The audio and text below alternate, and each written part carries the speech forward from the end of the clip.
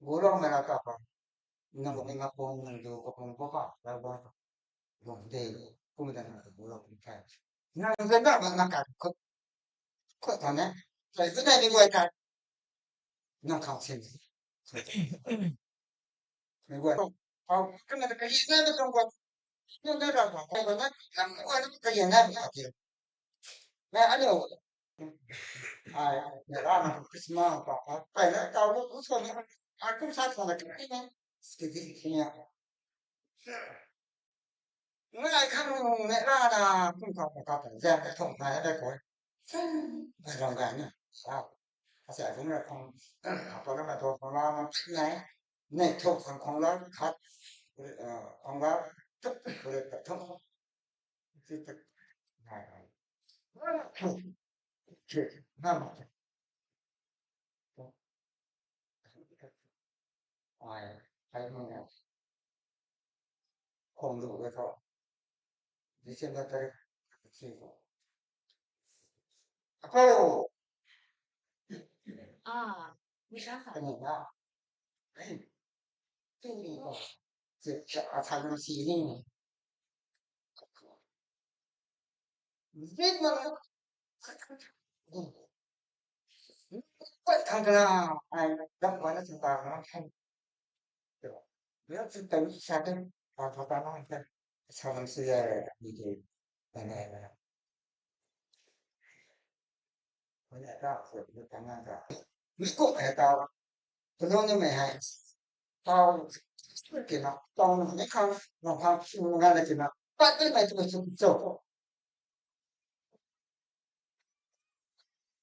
hay nhiều cái thằng sao nó lại tụi lại tao lại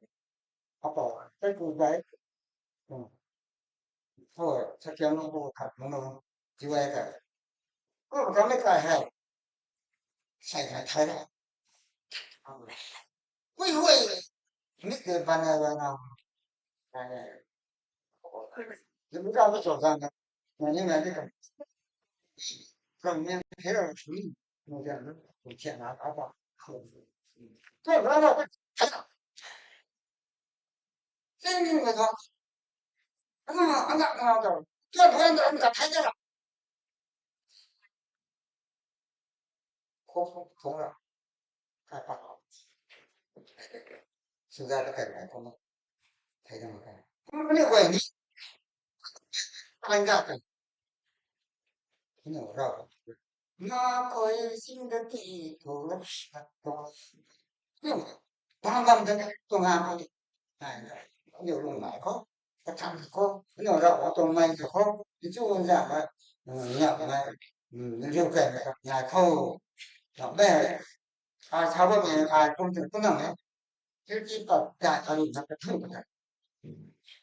chứ giờ là có công tăng ví dụ bằng ai mà năm tháng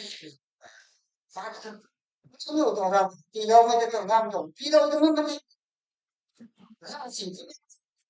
ra nó chỉ là còn nó là cái gì đấy cái vòng sông cũng ngang rồi tôi xem này nên cái khảo như này cốt lông này thế rồi cho em nó gọi đúng rồi cả sao biết không này luôn này gắt cái nào khỏi xem này khỏi đây này đại này cho đây xem này phải thằng này thì chú ra không có thiếu